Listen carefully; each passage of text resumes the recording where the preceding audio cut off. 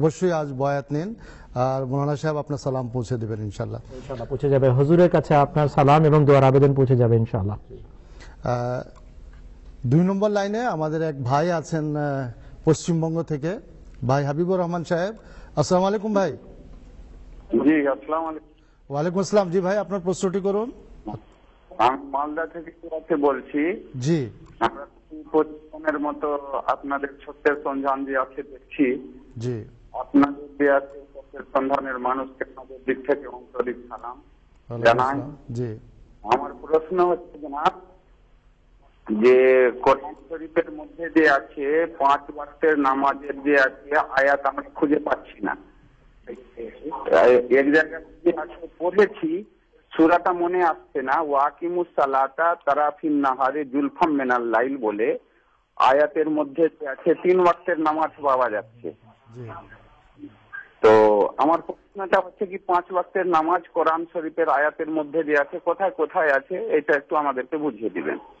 জি, ধন্যবাদ আপনাকে মৌলানা ফিরোজ আলম সাহেব। অনেকেই লাইনে আছেন, সংক্ষিপ্তভাবে এর একটু উত্তর দিয়ে দেন। সংক্ষেপে এর উত্তর হলো, কোরআন শরীফের সূরা বনী ইসরাইলের আয়াত আছে যে আকিমিস সালাতা লিদুলুকিশ শামসি ইলা গাসাকিল লাইলি ওয়া কুরআনাল ফাজর ইন্না কুরআনাল ফাজরি কানা মাশহুদা।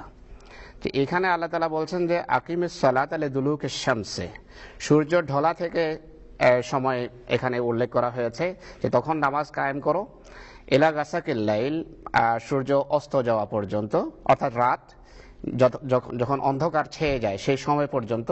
তো এই সময়ের ভিতর জোহর, আসর, মাগরিব এবং ঈশা, এই 4টি নামাজের কথা উল্লেখ আছে। আর ফজরের কথা উল্লেখ আছে আয়াতের শেষ দিকে, বা কুরআন আল ফজর। তো 5 বেলার নামাজের কথা সূরা বনী ইসরাইলের আয়াত নাম্বার আপনি যদি বের করতে পারেন আমরা বলবো। একইভাবে সুবহানাল্লাহ হিনা তুমসুনা ওয়া হিনা তুসবিহুন, এই একটি আয়াত আছে। এই আয়াতটা এখন আমরা বের করতে পারিনি, আপনাকে ইনশাআল্লাহ কালকে আমরা বের করে দিতে পারি, বা আজকে বেরিয়ে আসবে নাম্বারটা। আর সূরা জুমরেও এই আয়াত আছে, যে আয়াতের কথা আপনি নিজে ওনার কথায় ইঙ্গিত ছিল। হ্যাঁ, তো আসলে 5 বেলার নামাজের উল্লেখ কোরআন শরীফে দুলুক শব্দের মাধ্যমে আল্লাহ তাআলা উল্লেখ করেছেন, বেশ কয়েক জায়গায় এটি উল্লেখ আছে। আর এগুলোর ব্যাখ্যা হলো রাসূলুল্লাহ সাল্লাল্লাহু আলাইহি ওয়াসাল্লামের প্র্যাকটিক্যাল সুন্নাত। হযরত মুহাম্মদ রাসূলুল্লাহর জীবন তো আসলে কোরআনের ব্যবহারিক রূপই ছিল। তিনি 5 বেলার নামাজ পড়িয়ে কোরআনের এই আয়াতগুলোর তাফসীর করেছেন। আসলে তার সুন্নাত কোরআনের ব্যাখ্যা। সূরা বনী ইসরাইলের আয়াত নাম্বার 79 যাতে আছে যে আকিমিস সালাতা লিদুলুকিশ শামসি ইলা গাসাকিল লাইলি ওয়া কুরআনাল ফাজর ইন্না কুরআনাল ফাজরি কানা মাশহুদা। সো দুলুক 3 বেলাকে জোহর, আসর এবং মাগরিব, আর গাসাকে আসে ঈশার নামাজ, আর ফজরের কথা তো পৃথক উল্লেখই আছে এখানে। বাকি আয়াতগুলো ইনশাআল্লাহ আমরা পরে দেখাতে পারবো। জি, ধন্যবাদ মাওলানা ফিরোজ আলম সাহেব।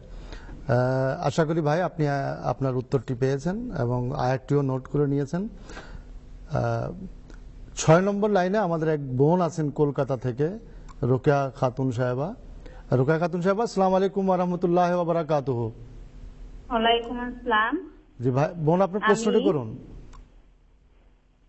হ্যাঁ, আপনার প্রশ্নটি করুন। আমার প্রশ্ন হচ্ছে, আমি আসামের অভয়পুরী জামাতের সদস্য। বর্তমানে আমি বাপের বাড়ি বরিশা, কলিকাতা এই প্রোগ্রাম দেখছি। আসামে ও প্রোগ্রাম দেখে থাকি।